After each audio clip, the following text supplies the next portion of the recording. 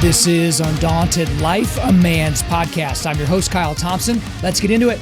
All right, guys, today I've got a very special and intense guest on the show. His name is Dakota Meyer. So if you don't know who that is, he's a United States Marine Corps veteran. He was also a veteran of the war in Afghanistan, and he was actually the first living United States Marine in 41 years to receive the Medal of Honor, and he's one of the youngest recipients of the Medal of Honor here in the United States. And he was given the award for his actions during the Battle of Ganjgal on September the 8th of 2009. He wrote a New York Times bestselling book about his life and about that experience, and it came out in 2013, and it's called Into the Fire, a firsthand account of the most extraordinary battle in the Afghan War. And he's also the co-author of the new book, which is surely to be a bestseller. It's called The Way Forward, Master Life's Toughest Battles and Create Your Own Lasting Legacy. And he co-authored that book with retired SEAL Team 6 operator Robert O'Neill, and that's the man who killed Osama Bin Laden. So Dakota's been featured before on the Joe Rogan Experience, on Jocko Podcast, on Mic Drop, on all these different shows. And today, Meyer serves in the Individual Ready Reserve of the United States Marine Corps Reserve. He's an advocate for American veterans. He's the creator of a podcast called the American Party Podcast and Front Towards the Enemy.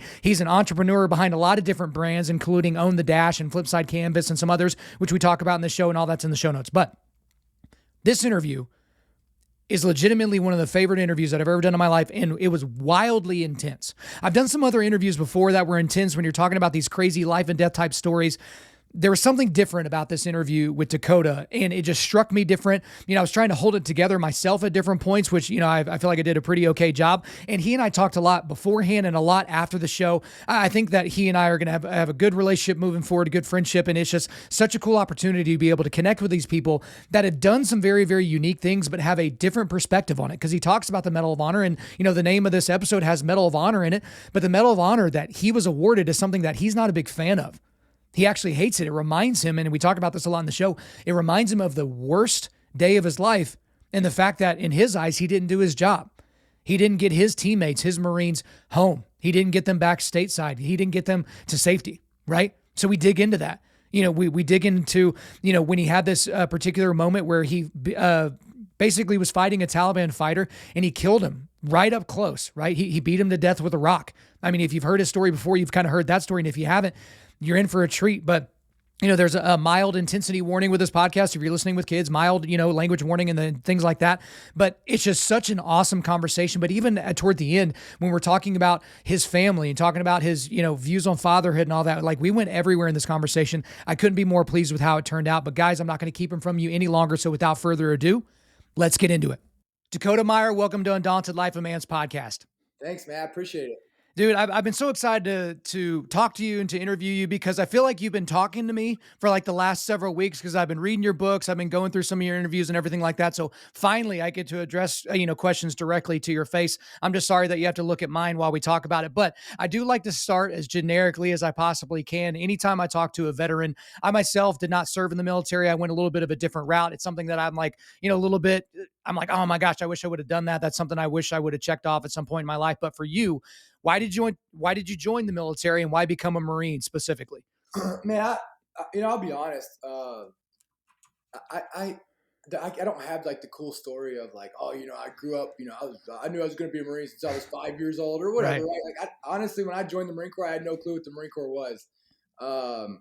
My grandfather was a Marine, but honestly, I didn't know he was a Marine really until, I knew I'd heard about it, but I didn't pay attention. But like until I joined, right? Right. But I just, when I look back at it, long story short, I joined off of a dare, right? So like basically a recruiter told me there's no way I'd make it as a Marine, and look, I was like, I'm in, right?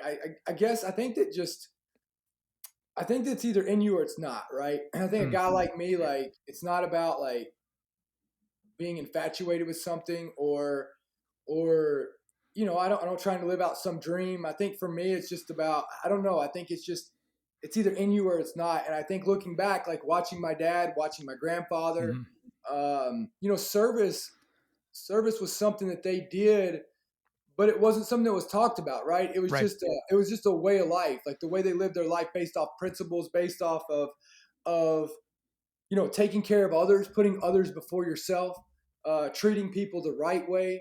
All these things, I just think that it was just etched into me my entire life of watching this, and I think that that's how I found this path to join the Marine Corps. Right. Well, it's also just kind of where you're at. So I grew up in Lawton, so Lawton, Fort Sill. I was around the military my entire life. I just went, the academic leadership sports route. I just went a different route, right? So if you had been challenged by like a Navy recruiter or an Army recruiter, do you feel like it would have been the same thing, or was it something special about the few, the proud, the Marines, that whole deal? It was just the way the Marine recruiter was Yeah. versus I mean, because I had been talked to before by a Army recruiter, right? Right. But it was just the way that the Marine recruiter presented himself. You know, usually when I see Army recruiters, they're in their fatigues, Hmm. right? Like they're in their, their whatever you want to call them, whatever BDUs. Yeah.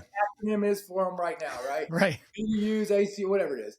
And Marine recruiter was in his dress blues, and it was like how he held himself, how he talked, and it was just I don't know, and but I just think that all of it played into it. And look, he told me I couldn't do it. I think I was probably looking for something a little different Yeah. than being in my town and following the same route as everybody else. And I think that all that played together, and I ended up where I was supposed to be. Absolutely. And we'll get a whole lot more into that. But in 2013, Dakota, you released your memoir called Into the Fire. And I appreciate you and your team shooting this copy over to me so I could dig into it before our interview. But this week, you're releasing your second book, right? As of this week, as of the release of this episode, it's called The Way Forward: Master Life's Toughest Battles and Create Your Lasting Legacy. And we'll be referring to both books a lot in the show. But the thing that's unique about The Way Forward is that you actually co authored it. It was co authored with retired SEAL Team 6 operator Robert O'Neill. So I guess the question generically from the beginning is you're obviously not setting out, and you've never said that you're setting out to, be some sort of best-selling author and, have a bunch of different books. So I guess why do another book? And then, how'd you get connected with Robert to where y'all, wrote this thing basically together? So Rob is one of my best friends. His wife Jessica is by far one of my best friends, right? And both of them are just incredible human beings, right? And me and Right. Rob relate a lot, right? We have a lot of commonalities, and we cross paths a lot. So how we met was we both speak for the same speaking agency, Hmm. and or we did, and we crossed paths, talked, just we hit it off, and it was just such a natural fit, right? Like Rob never wanted to be in the spotlight. I never wanted to be in the spotlight. Like none of us asked for this. We just literally loved our job and we loved what we did, and this is where we got, right. And both of us had rather been back serving and still taking out bad guys than Hmm. to be doing what we're doing right now. But we were kind of forced into this situation, and we just had to figure out how to make the best of it, right. And I think that was a thing that brought us together. And there's actually one story that me and him were talking about whenever I was going through a tough time. I can remember we were we were actually out in DC, and I was talking to him about it, and I know it really connected with me. And I was like, man, like we're on the same page. And but yeah, I mean, like that's how we met, and when you ask like, well, why do it again?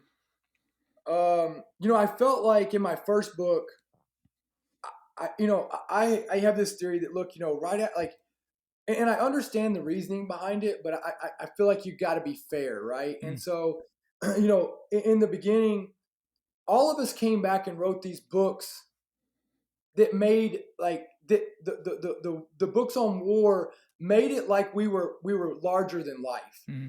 right? Like we told the good side of it. We told the side of it that was exciting and entertaining, right? About going in and killing guys, bad guys, and fighting evil across the globe, and you know what I mean. And it was wrote in a way that I understand the reasoning behind it, Hmm. but I don't think it was fair, right? I don't think it was wrote in a way to empower the everyday citizen. You Right. know what I mean? Yeah. It wasn't wrote in a way to where it was like, hey, normalizing, humanizing us, right? Of hey, I mean, it was wrote in such a way that, think about this, right? These books were wrote in such a way that our children are now playing video games of the stuff that keeps us awake. Right. Yeah.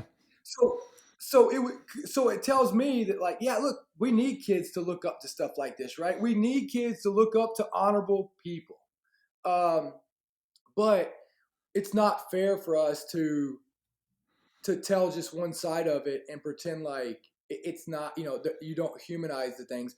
But I also think that with the perspective of when we wrote that versus 5 years later, and that's what this book is, it's your perspective changes. There's a day of, I call it, there's a day of reckoning for everything.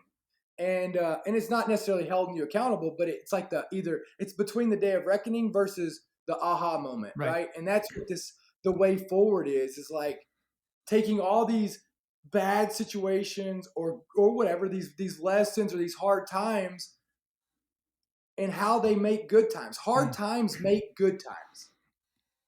And that's what the collection of the way forward is the hard times for me and Rob, coming through all the way from growing up to war to after war, and how we've taken these things and these lessons and put them in the toolbox to make good times and make a better life now, right? And Right. that's kind of it. But it's not about being a title or a new.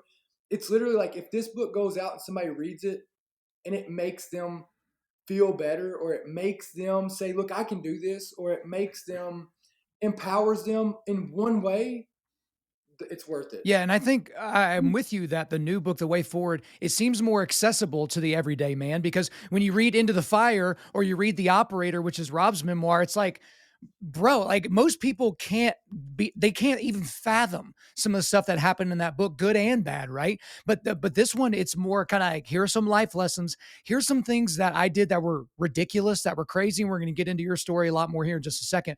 But it makes it accessible to where it's like, okay, here's how I can apply this to my life as a stay-at-home mom, or as a salesman, or as a teacher, or as a whatever. And so I think you guys nailed it. And it's funny because I'm rereading The Operator right now, read Into the Fire. And so, you're referring to a lot of the same stories in both books, but it is in a more accessible light. It's not as much as the nitty gritty detail. But I will say, just as my own, just aside here, when I was reading Into the Fire, I felt like it was fair because you didn't try to make yourself seem like the genius the entire time. Like you called yourself out for being dumb in certain areas, and when you were insubordinate and it wasn't the right call at the moment. Also, when you were insubordinate and when it ended up being the right call. So I feel like it was at least fair. So that's what I got out of the new book, is how accessible it was. But I feel like we obviously have to transition, because it's really hard to tell your story, Dakota, without going into the Battle of Ganjagal.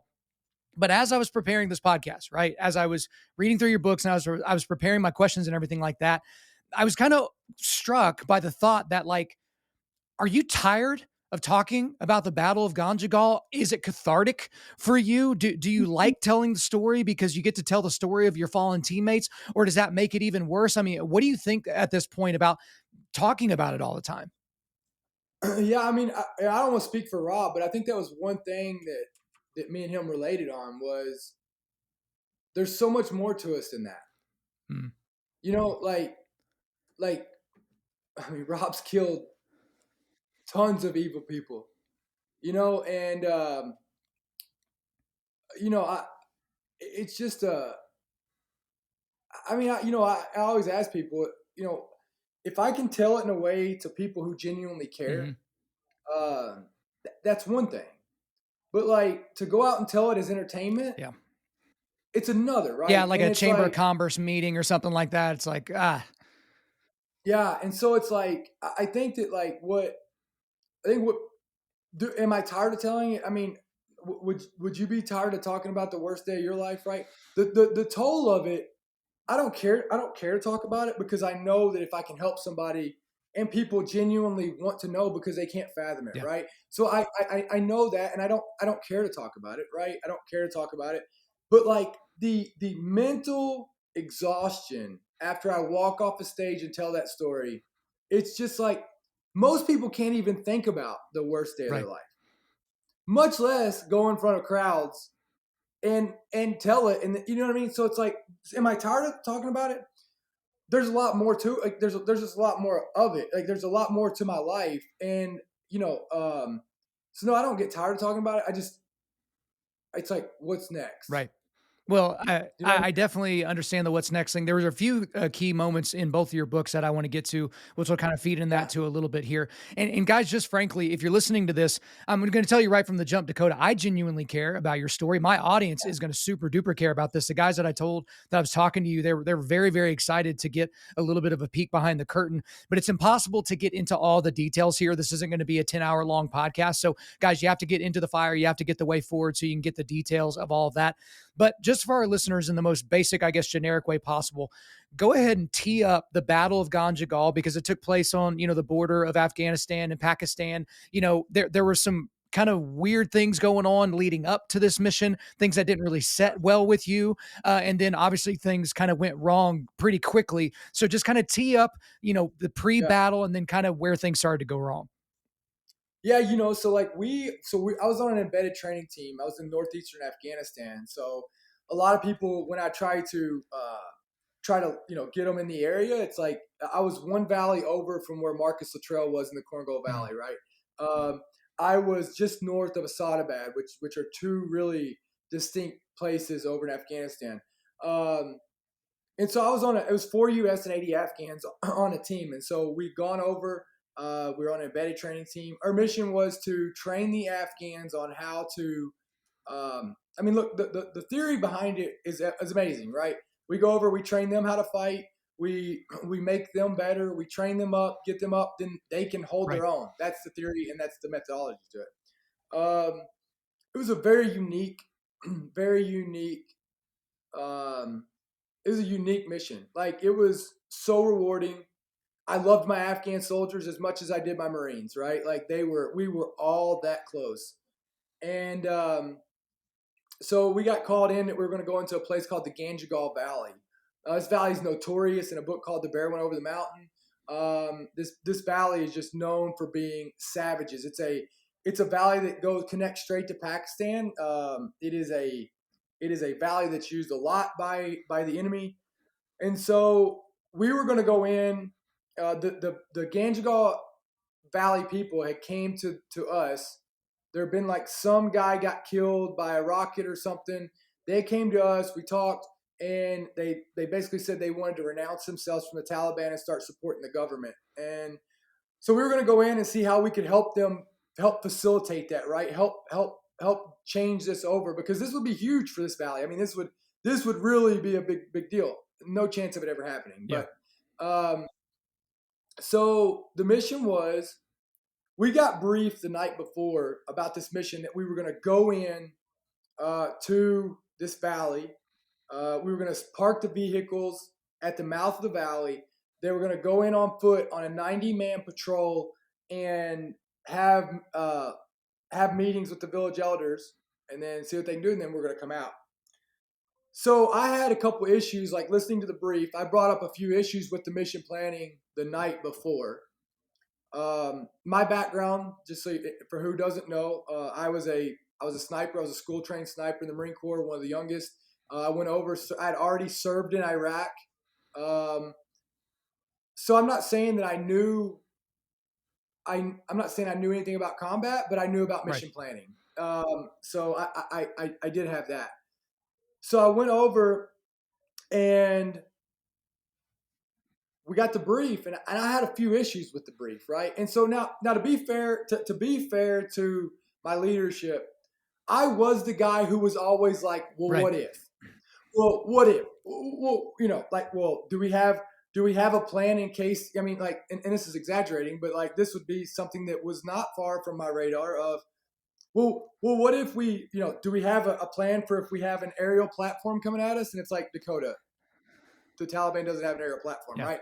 Like, but either way, I was always what ifing. I was always wanting,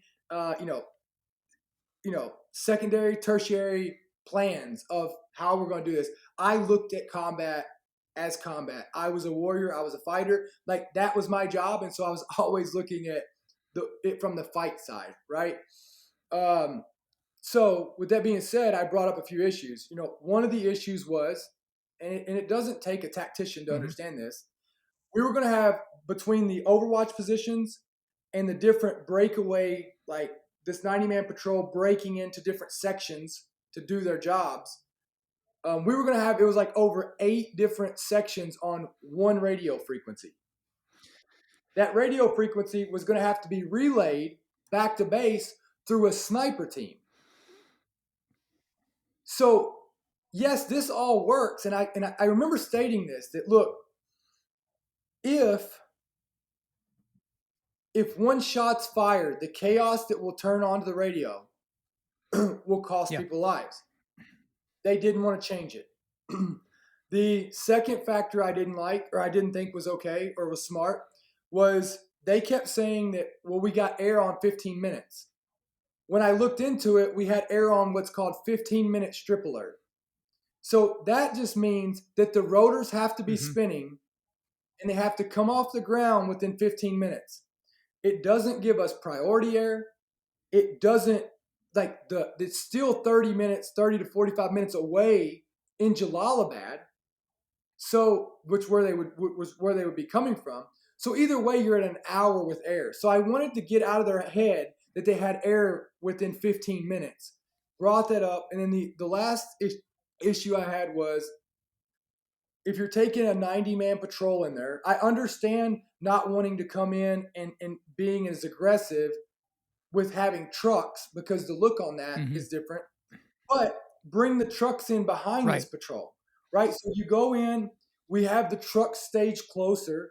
That way that if it does hit the fan, you've got these up guns and armor to try to get people out. And I promise I'm going to quote to you what I was told was on this was, well, Dakota, we want to go in clandestine.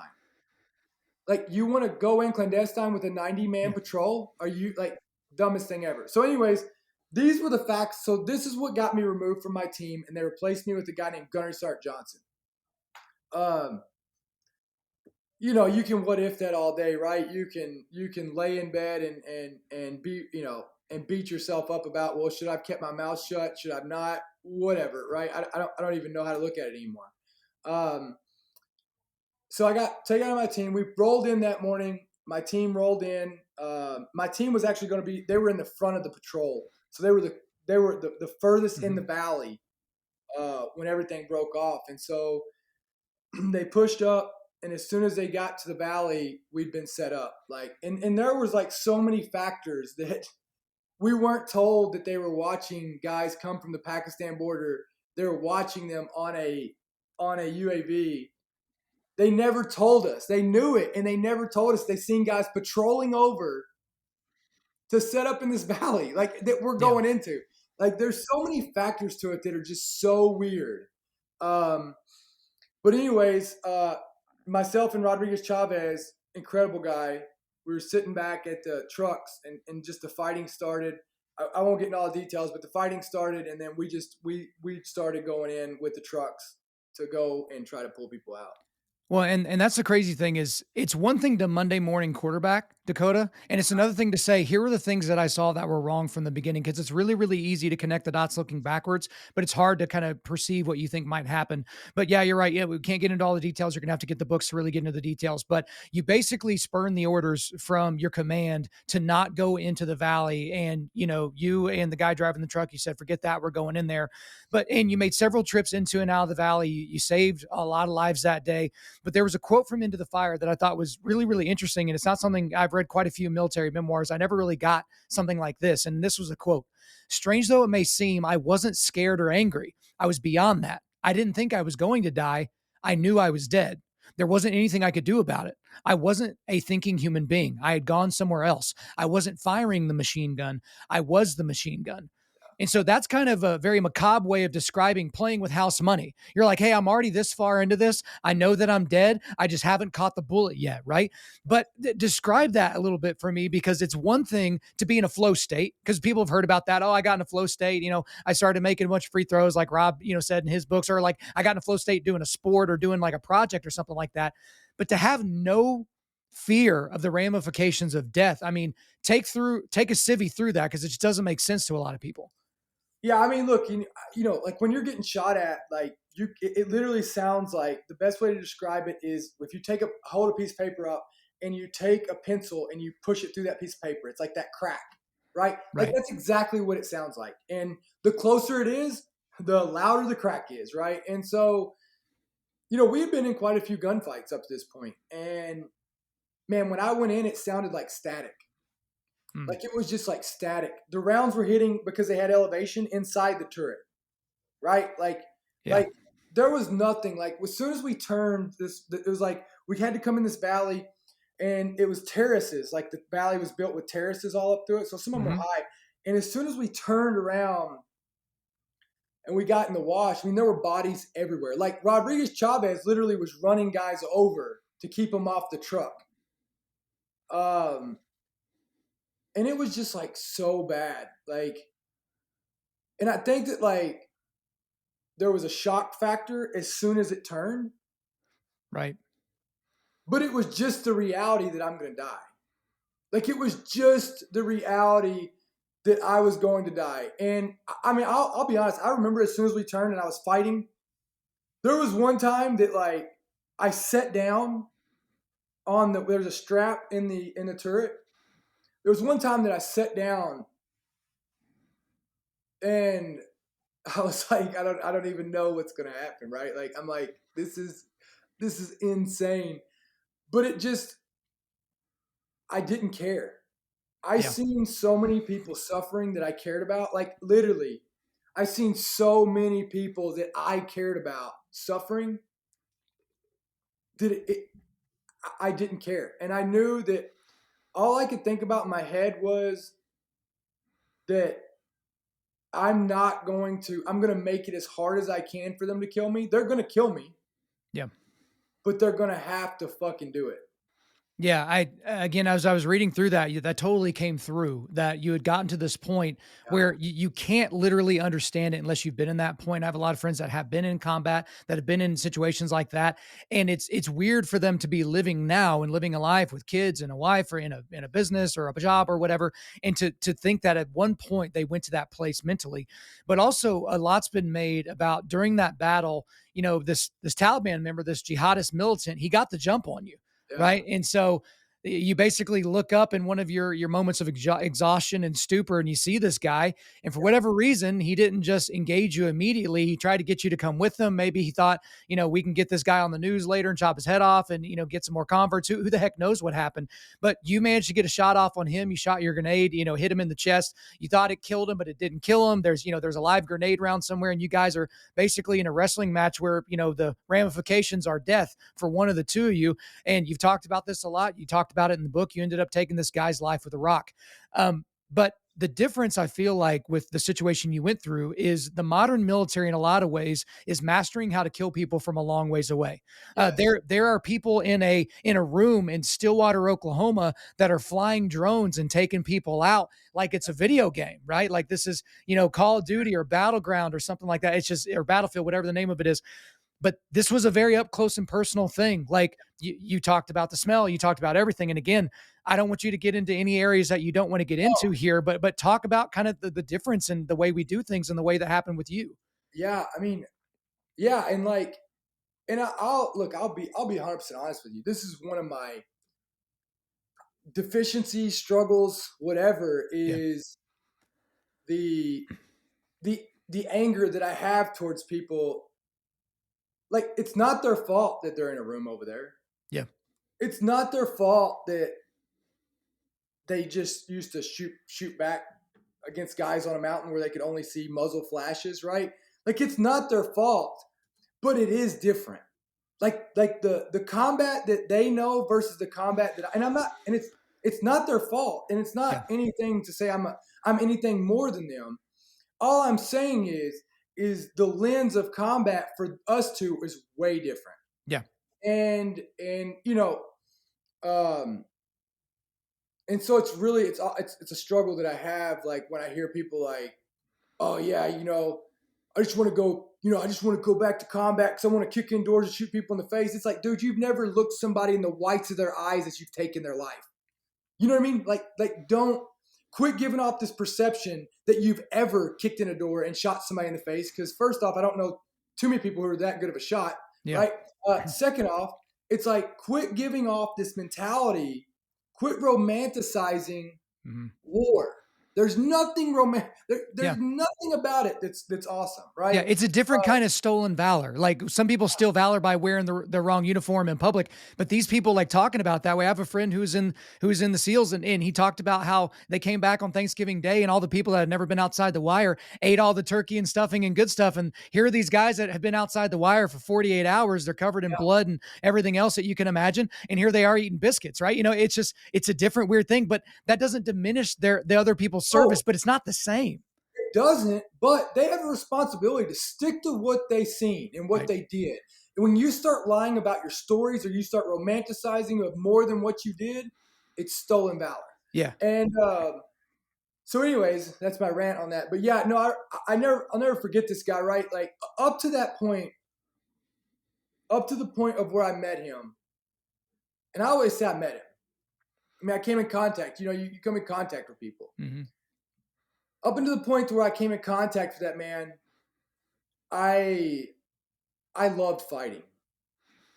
Like I loved it. I was a guy who would look for fights. Like I was a guy who, like, I just loved it. And you know why I loved it? I loved it because look, I would, look, we're America, right? So we're America. So we are a powerhouse. So the cool part is that I can go in here and me and you, let's say you're the enemy, me and you can start fighting. And as soon as you start kicking my ass, well, guess what I'm doing? I'm calling up air. I'm going to call in artillery. And I'm going to call in all this shit that you don't have.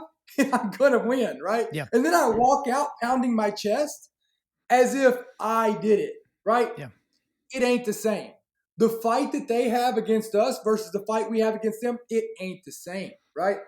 And so I loved it, right? And until this moment. And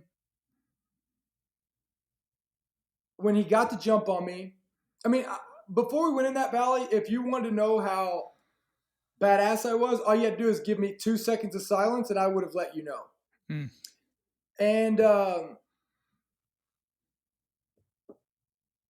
And then I messed up, right? I was on my knee. I gotten complacent. I mean, all I'd been doing is running around carrying bodies out. And we shot some guys here and there. And I mean, literally I was running around. I was holding my weapon in one arm, like a briefcase kind of like, or just running with it. And I don't even know if I had my chest rig on. Like I took my chest rig off, had my body armor on. I was running around grabbing people.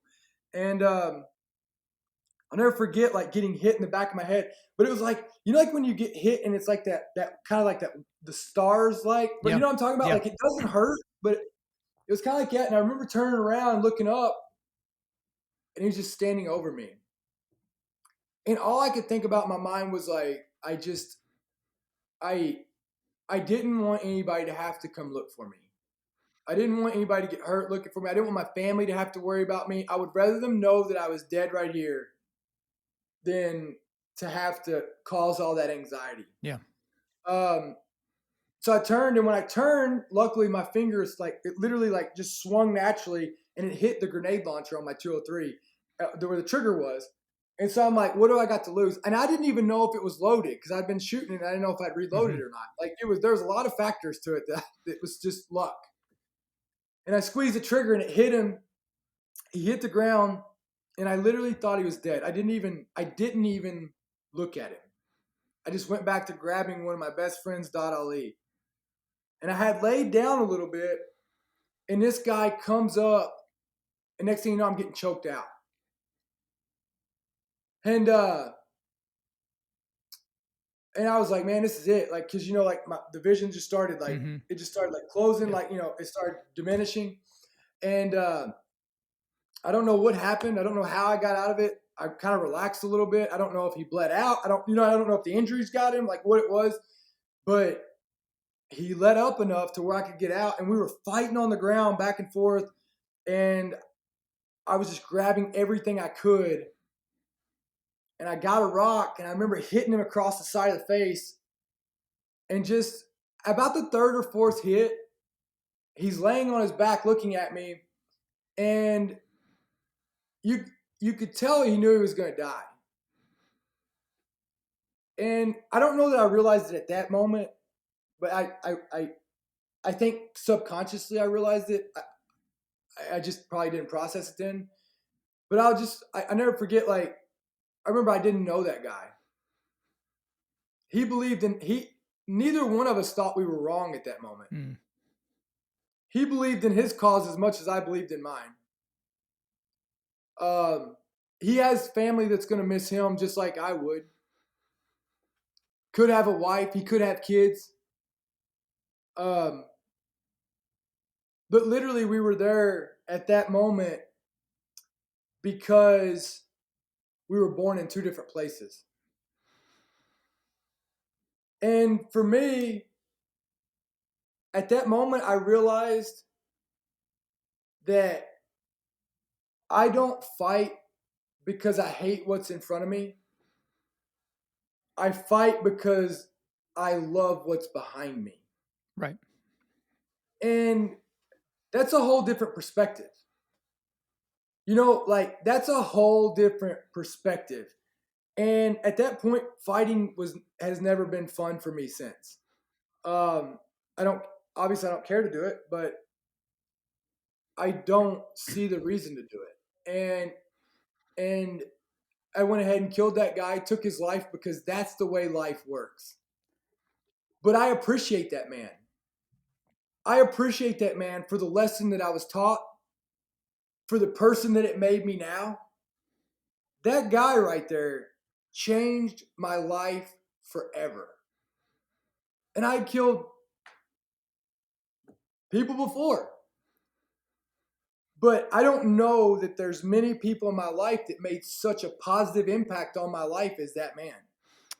It's an odd thing to say, it's an odd thing to hear, but it does also make perfect sense. And it reminds me of a quote actually from The Way Forward, because since this all happened, and there have been people that have questioned your story, questioned the validity of your battle story and the situation with this Taliban guy that you took out. But here was a quote, and I want to get your feedback on it. Here's what I have to say to that BS. Unless you were there, you don't know. And let me tell you why I can say that. Because when I close my eyes at night, it's the eyes of that Taliban soldier that I see looking into mine, knowing what was coming and that he was about to leave this world and enter another. Night after night, I look into the eyes of a dying man, and every time that image replays in my mind, I don't see an enemy. I see myself. So I was with you, Dakota, all the way. Yeah, like I can imagine closing your eyes and seeing the eyes and of the man whose life you took. But it was those last three words. I see myself. What did you mean by that? I think that the evil in me died right then too. You know, that man took some bad out of me, right? Like, he forged me, challenged me to be a better person after that. Because what nobody likes to understand is good people don't kill bad people. Bad people, you have to drop to that level. I don't care how you look at it. Murder is murder. Like, whether it's self-defense, whether it's either way, it's killing. It is killing. There is nothing pretty about it, whether you're on the good side or the bad side.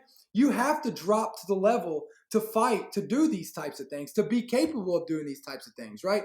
It has to be in you. Like, and that's what, like, I think Jordan Peterson talks about it really good. And I don't mean bad people, what good, bad, whatever. I mean, Jordan Peterson talks about the monster inside you, right? You have got to be able to get on the level to fight monsters. You got to be able to become a monster. And that's just the reality of it, right? Like, that's the reality of it. And I think that, like, when I say I see myself, I seen there's just so many antidotes to that, right? Like, obviously I seen the evil in me about to take this man's life, but he also pulled some good out of me. You know what I mean? Like, as crazy as it is, like, it's such a crazy thing to say, and it's such a deep thing to say, but it's like this moment, literally this moment makes me the man I am when I get off the truck. The level of empathy that man pulled out of me to have understanding for others. If I can connect, if I was able to connect with a guy who just tried to kill me, who believes we're so far away, if I could find a way to connect with him, we can find a way to connect with anybody.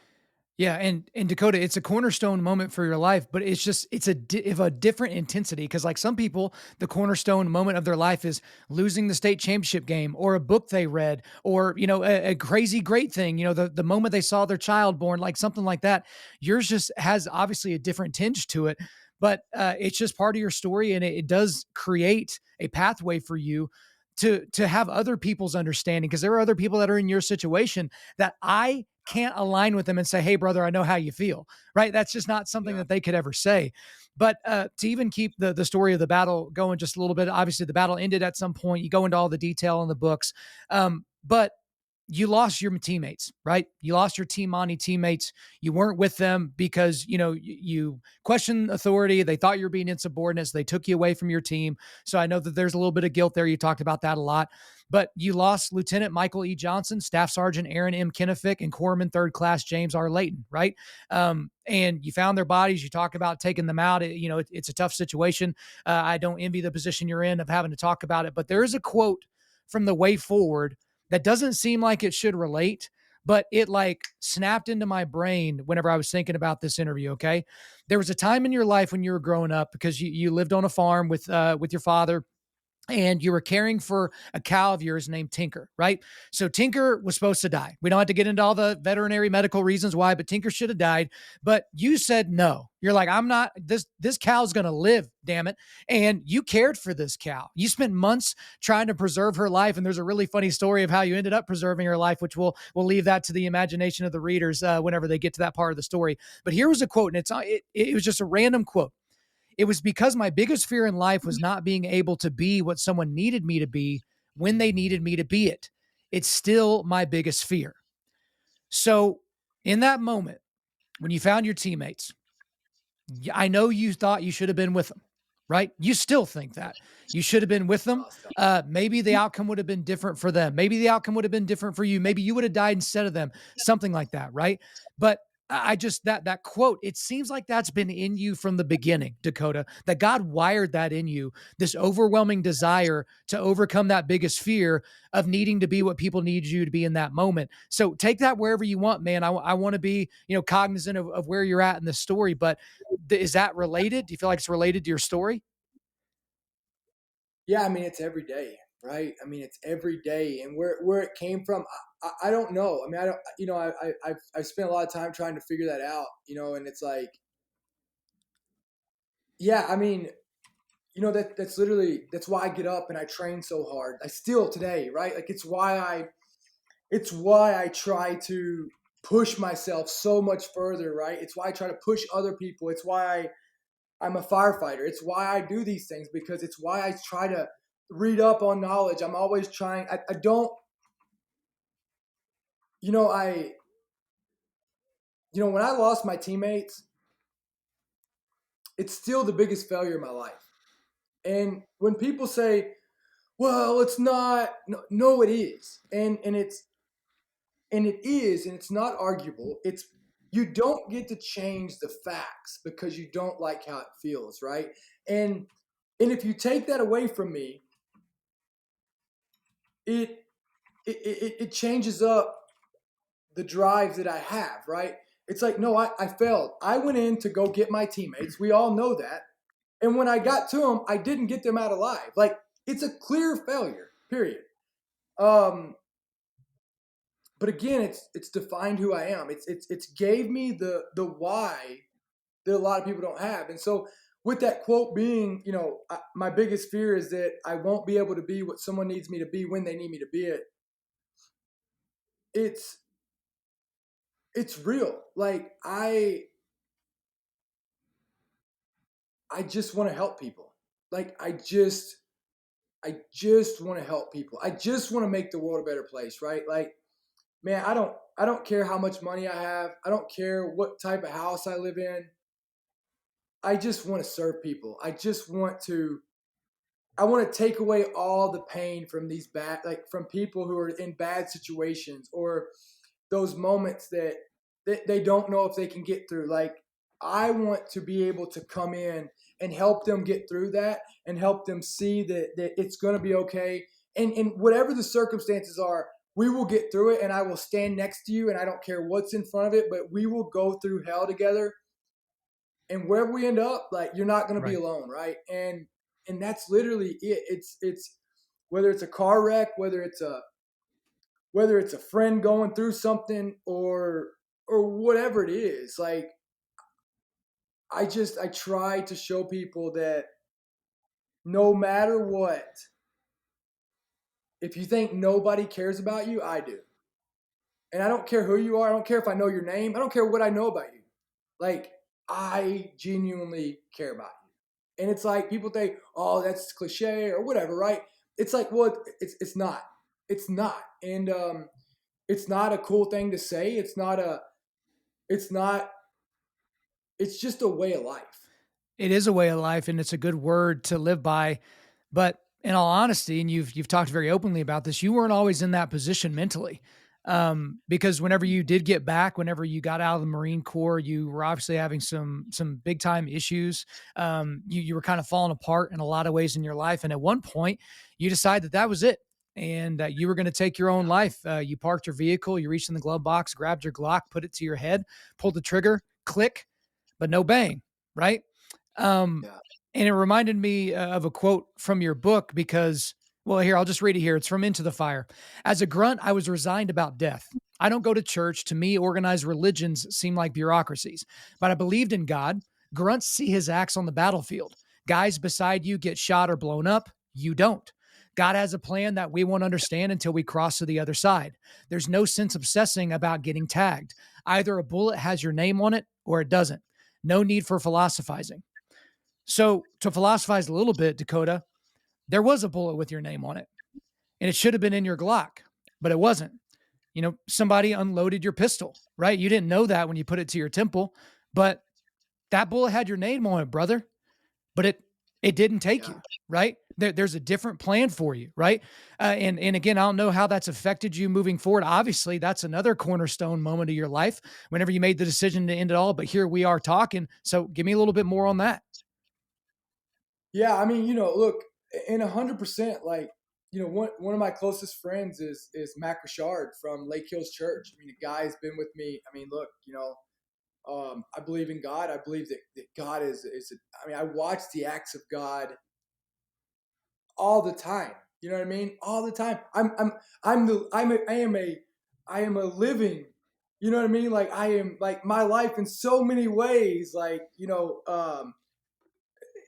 are just God's hand, taking it in his Mhm. own hands. Right. And yeah, I mean, you're right. There's a bullet, and I do believe that. I believe that it doesn't matter if you have a paper cut and you're in the best hospital in the world with all the best doctors in the world. It could be a paper cut on your pinky finger. Then, if it's your time to go, it's your time to go, and there's nothing we can do about it. Right? I've seen this happen so many times, and yeah, when I tried to take my life, it wasn't because, honestly, I just felt like I had become a burden on everybody Mm. else. You know, I felt like that I had just, and I'd lost my way. I had gotten to this victim mentality that so many do of, well, like, I just didn't want to look in the mirror. I was blaming everything around me. Like, oh, I went to combat, lost my whole team, blah, blah, blah, blah, blah. Like, I served this country. This country owes me. I'm a veteran, blah, blah, blah, whatever it was, right? Like, I used all these lines. I got PTSD, the world needs to, and what that moment made taught me was that, and obviously not instantly, but nobody owes me shit. And honestly, I owe, because of the hard times I've gone through, I owe people more. And I owe them more because I'm still here, And I owe it to be able to connect with those people on times like this to help them get through it. I am here to help bring them through these times that they've never seen that I already have. Like, that's my obligation to people. And instead of this mentality of, well, I'm just gonna, it's a selfish, entitled victim mentality. And I have an obligation to be better for it. And then it gives me more tools and more ways to connect to people by these hard times. And I have an obligation to do that until God tells me I'm done. Right. Well, I mean, we've all heard it, and I think you alluded to it even a little bit earlier. Like hard times make strong men make good times make weak men make hard Yeah. times. So if you can focus in on the hard times making strong men, like that's kind of what you're talking about. But it would also not be a full, recounting of the Dakota Meyer story if we don't talk about what happened in 2011. So in the summer of 2011, you were alerted by a Marine colonel that the White House had reviewed your award packet from your time of service and what happened in the Battle of Ganjgal, and that they might be giving you a call. And so you eventually did get a call, while you were out working a construction job, which is a pretty funny story. You get a call from the president of the United States, Barack Obama at the time. He informed you that he had reviewed the notes of the battle and that he had signed your citation for the Medal of Honor, which is not a call that most people will ever get. You go to the White House in September of 2011 for the Medal of Honor ceremony. You mentioned kind of in jest to a White House aide that you wish you could sit down and have a beer with the president. That ended up happening regardless of what you think about Barack Obama. That's a pretty cool story. Then you go through the entire Medal of Honor ceremony. But from the outside looking in, you would think that if you go to, dakotameyer.com or whatever your website is, it'll be in the show notes, that you would have the Medal of Honor right there, that would be the first thing that you would talk about, that you would have a Medal of Honor tattoo and be that guy, right? And I've heard you talk about this in previous interviews that you kind of hate the medal. Yeah, like you don't really like it. It reminds you of the worst day of your life. And I want to read this quick quote, and then I want to get, your feedback on the entire process before the medal, afterwards, how you feel about it now. But this is a quote from Into the Fire. When the president hung that medal around my neck, I felt glum. I couldn't smile and I said nothing. I gave no remarks and avoided the press. As a Marine, you either bring your team home alive or you die trying. My country was recognizing me for being a failure and for the worst day of my life. So a lot of people would disagree with you, but guess what? I don't get a vote, right? You're the one that gets to figure out how you feel about certain situations. But take us through that whole thing, knowing that you were up for the Medal of Honor, getting the call from the president, all the way through to present day. Yeah. I mean, look, when I got notified that I was going to be getting the medal, we went back and forth, and I'll never forget the first meeting that we had. I walked out and said, I don't want it. I walked out and said that I'm not a hero. And the quote that the colonel said back to me was, well, the president of the United States thinks you're a hero. And I remember saying back to him, I said, well, if he thinks I'm such a hero, why don't you call my teammates up and let Yeah. them know, and Brutal walked out. quote. Yeah. And so finally, I was like, hey, just mail me the medal. No ceremony. I don't want shit. Just mail it to me. And he's like, that's not how it works. And so we went back and forth, and a lot of people don't know this, but the only way I agreed to come to the ceremony was if they had a ceremony at each one of my teammates' grave sites at the same time. And so the Patriot Guard went and did that. And it was just so at the same time I was receiving my medal, they were honoring those guys across the nation. And, I'll never forget standing up there and getting, that medal around my neck. And it was the sickest I've ever been. And it still is. Like, I don't wear the medal. Like, I don't wear it. I honestly, just full disclosure, I don't even know where it's at right now. I gave it to my daughter. She asked about it one time, and I just gave it to her. And she wears it, probably has it in a play box somewhere. I think she might have took it to school and let her friend borrow it for a week or two. I don't know. I haven't seen it in a while. But I understand what the medal represents. But for me, like, it's for me, it's you know, I for me, I have a lot more to do. And if I wear that medal around, I feel like it's the Uncle Rico syndrome. Yeah. Yeah. And that was one of the reasons I became a firefighter. And because how long could I go living off of 10 years ago of one day of my life and wearing this medal around and people looking at me like I'm something I'm not. And so that's why it's important for me to still get on a truck and to still go and serve the community at that level. And I just, that medal, I hate that medal. I hate it. It's such a hard, from my perspective, it seems crazy to hear you say that. But at the same time, I've read your books. I get it. Like I get it and I don't. It's a weird dichotomy in my own brain because it doesn't make sense while it makes sense perfectly.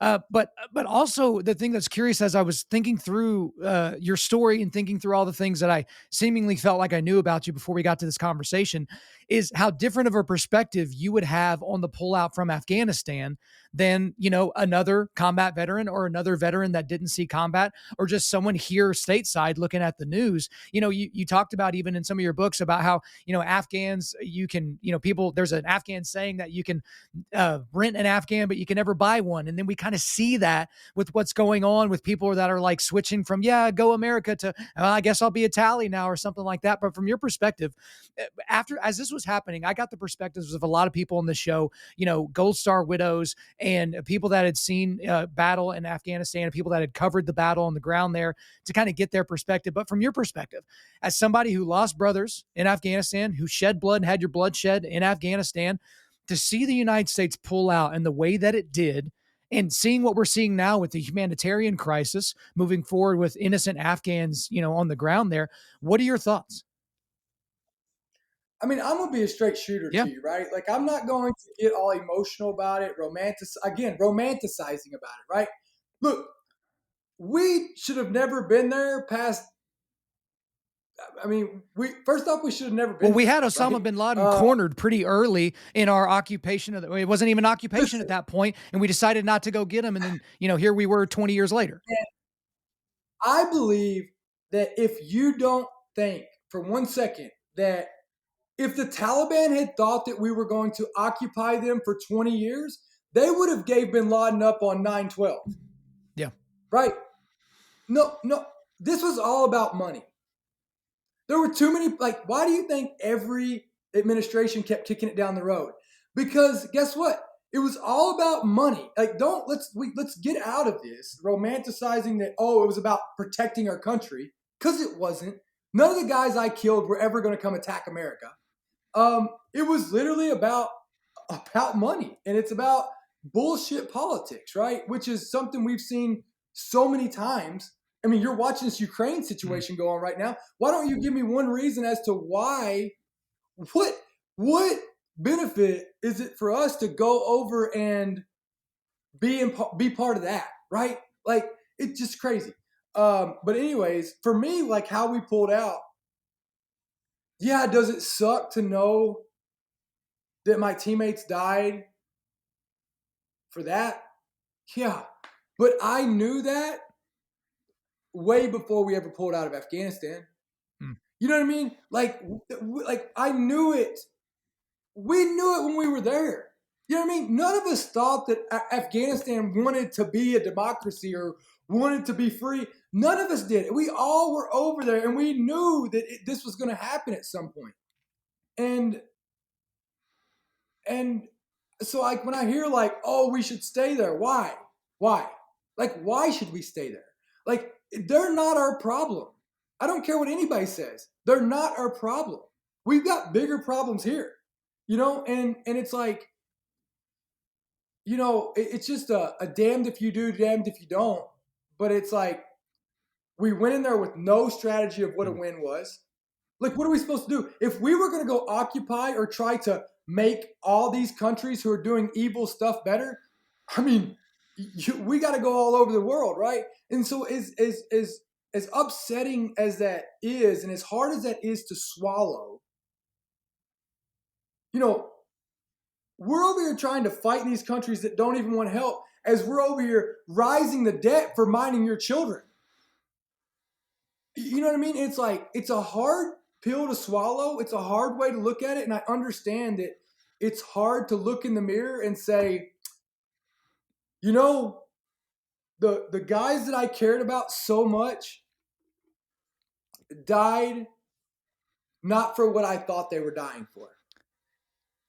But just because we don't like to look at it that way, it doesn't mean it's not reality, and it doesn't mean that we should continue to stay there because we don't like the feeling of pulling out and saying that this was dumb. Yeah, I mean, Dakota, I literally feel like we could spend the next 5 hours talking about the Yeah. military industrial complex and how real that is, or how reality that is, or, geopolitics and all that. And it just kind of muddies the waters. But to even, I guess, bring it down to a simple, more just basic military level, again, as a civilian on the outside looking in, there's some concerning things whenever I look at the military. Obviously, the seeming lack of leadership or just basic common sense with some of the general class, some of the woke stuff we're seeing in the military, some of the things that are happening at the academies. I had somebody from the Air Force send me a private message on Instagram saying how they were being trained on how to put pronouns in their email bios. This is in the Air Force. The lowering of standards so that women, or just basically weak men, can make it into these spec ops communities, or make it into just the basic military or whatever. It's concerning to me. Obviously, like, I don't necessarily think we need to be the world's police, but I want the U.S. military to be strong, and I want the best people to be in these positions. I don't want anybody to be elevated to a position where they could potentially lead to someone's death later. Like, you get this person to be a special pick, and now they're a SEAL, or now they're a Marine recon or something like that.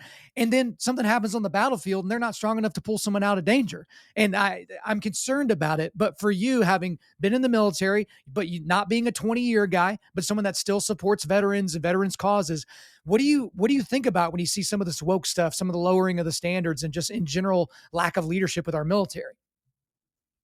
Yeah, I mean, look, the lack of accountability, right? Like that's the issue, right? It's accountability, the lack of accountability. And you said it, and I love how you just said, because I hate when I hear men talking about, oh, well, they're lowering the standards, so we're going to have women in there, and it's like, hold on, they're also lowering the standards so that there's going to be weak Right. ass men in there. Like, let's Right. don't forget this. And I serve next to men who I'd rather have. They're like, I've served next to men and women. I've been in gunfights with men and women, and I've seen women outperform some of these guys that should have never been there. Right. So like, all that is just whatever. Um, but yeah, it's concerning. If you're not concerned that the joint chief admitted that he called Right. China, his counterpart, and let them know that he would call them and tell them if we were going to do anything nuclear. If that doesn't concern you, if Right. just that piece of it, but here's what I want to say, and I'm with you. And I know my view on Afghanistan, Iraq, all that. I know it kind of seemed like okay, well, I don't want to go take care of other countries, and that's not it. Um, what I want to say is I don't think we need to occupy it. We have the best SF units, CAG, Delta. You've got, you've got the SEAL Team 6. They are like, you can trust this. They are Mm. the best on the globe. And at the point that people dial us into where we can spend money in these pockets like Iraq and Afghanistan or Syria, like where we're occupying big military there and making you think that that's the only place, understand this. Like, the people of America need to understand this, that the war that we have is global. It's global. It's on our border. It's all across the world, right? So we just need to be taking hits everywhere. There are no boundaries. Like, if it's in Germany and we know that a shithead is there, we go into Germany and we smash that dude. Like that's how we need to do it. And when you talk about weakening the world's military, or America's military, we are, when America's strong, Right. everybody hates us. But when America's weak, the world suffers. Yeah, I mean, we see that all the time, and those people that are like, we shouldn't be the world's police. That's ridiculous. It's easy to say that when you live in a compound or you live in a gated neighborhood or you live in Manhattan and all this. Is like, yeah, of course you would say that. You're not worried about some tribesman from over the hill coming over here trying to take your cow and your family. Like, what are you talking about? Like, you have no perspective whatsoever. And I feel like we've been like super intense for this entire hour. I do want to shift gears a little bit to talk about, Dakota Meyer, the person, because you're obviously way more than what you did on one day, as you just described. I want to talk a little bit about fatherhood because in both of the books and Into the Fire and The Way Forward, you talk about how you don't know your biological father. That a guy named Mike Meyer, this was a guy that adopted you whenever the day that you were born. He was with your mother for a short period of time. You went to go live with him whenever I think you were 12 or 13 years old. And you basically talk about how well, here's a short quote from your book. I learned early on that just because you come from the same blood as someone doesn't mean that they are family. Big Mike Meyer was my real dad Yeah. as far as I was concerned. The thing I'm curious about is I'm a relatively new father. I've got a 1.5-year old, about a 20-month old, and I got another son on the way. And by the time this episode comes out, he may be here with us, right? And so I see myself as a father through the lens of my father and the things that my father did that were good, that were bad, that were indifferent, or whatever.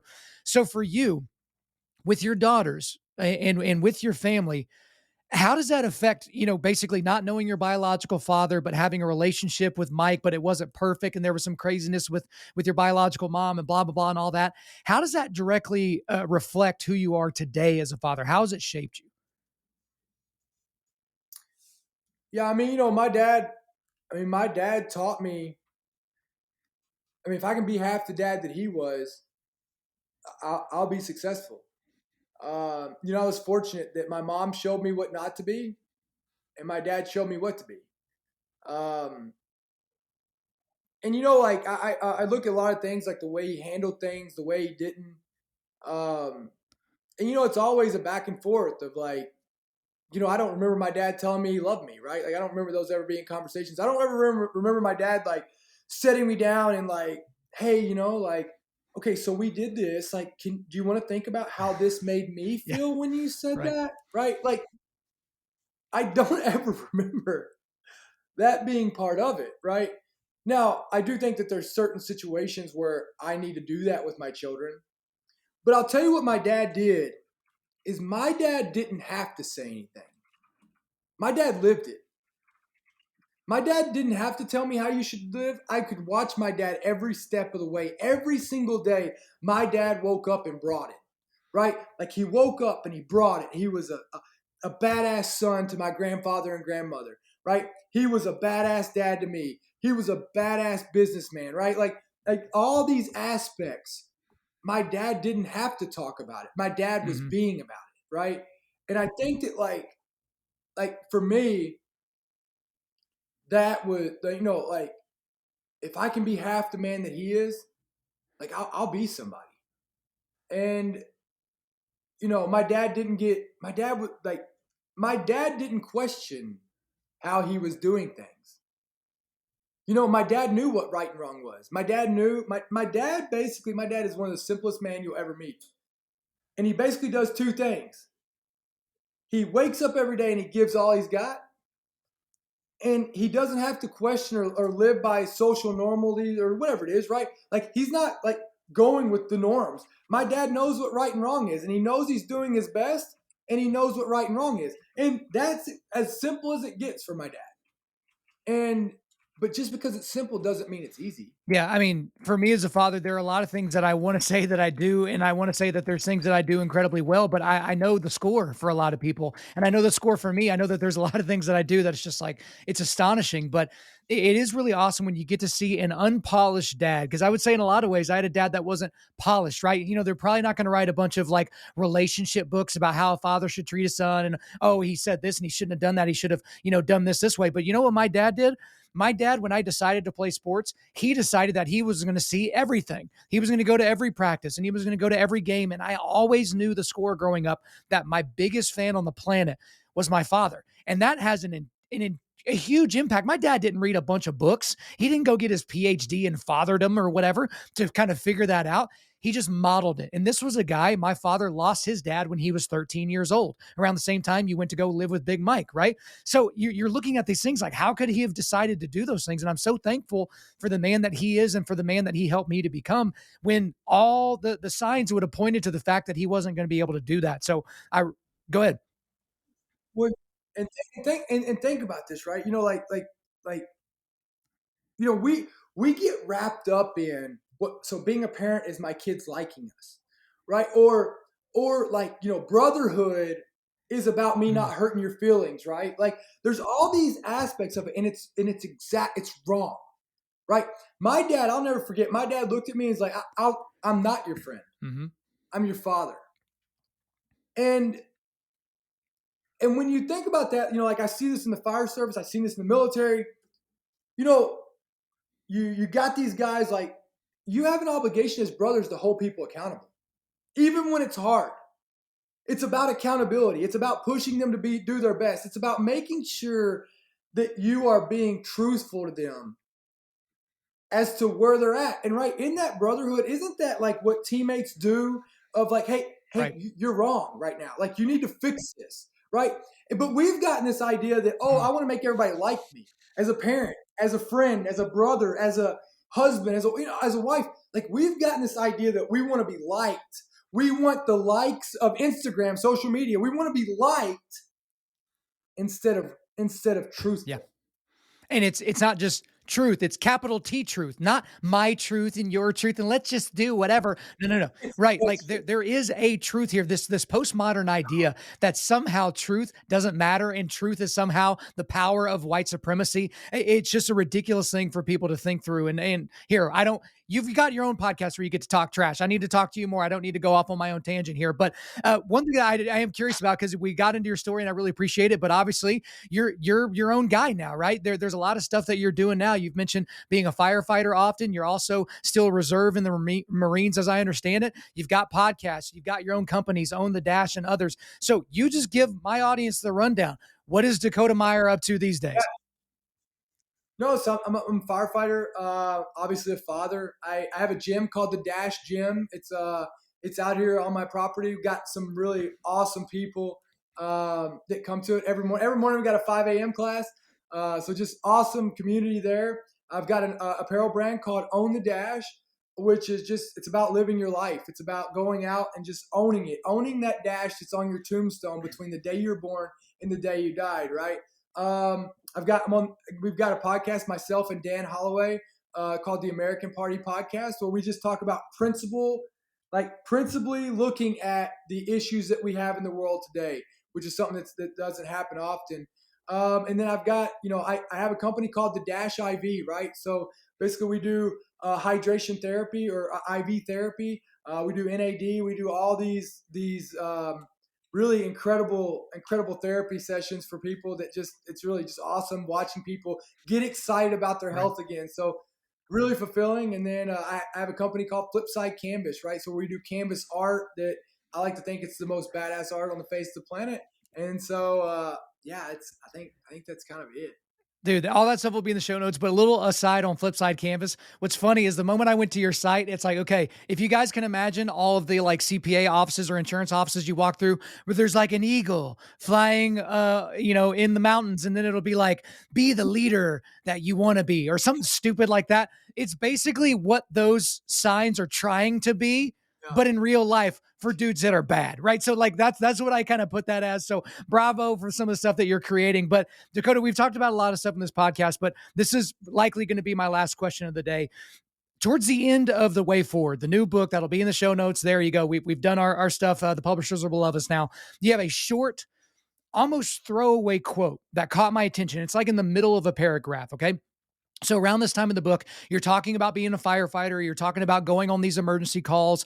You're talking about always being ready, how you've responded to a bunch of roadside crashes and problems, how you kind of always seem to be, at the right place at somebody else's wrong time kind of a deal. But here was the quote that stood out to me. Sometimes I wonder if maybe God is preparing me for something in the future, but I don't know what it is yet. So as I read your story and as I reflect on your story, Dakota, being a Christian myself, being a disciple of Jesus Christ, there's nothing more clear to me than the fact that God has a very specific purpose for you. And that the Dakota Meyer story is not done. The Dakota Meyer story is not wrapped up in this book that's in my hands. There's a whole lot more to your story. It's not wrapped up in your daughters. It's not wrapped up in any of your past relationships or even in your future relationships. But God has something, I can feel it in my bones, Dakota. God has an extreme calling for your life where He is going to utilize everything that you've experienced up to that point in order to respond to His calling. Do you feel the same way? 100%. Yeah. I mean, and that's, yeah. And as scary as that is, right? Like, to think that he's preparing me for something bigger than what I've already had to go through is a scary aspect, right? Yeah. But what I don't know is like, I'll tell you, I had a big shift. Had a couple calls that really kind of bothered me, of where we were with people that died. And I had a huge shift on my mindset of it.